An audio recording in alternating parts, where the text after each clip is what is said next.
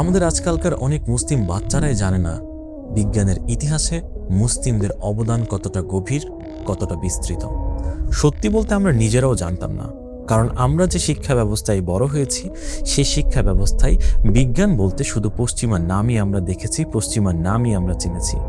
মুসলিমদের অবদান যেন ইতিহাসের পাতায় হারিয়ে যাওয়া কিছু গল্প।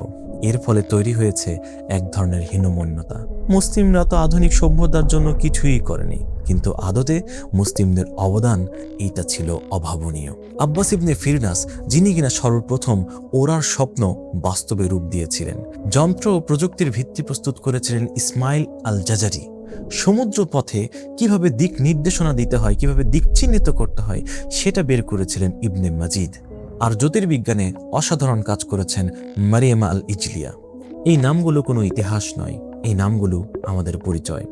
লিটল উম্মার মুসলিম বিজ্ঞানীদের গল্প।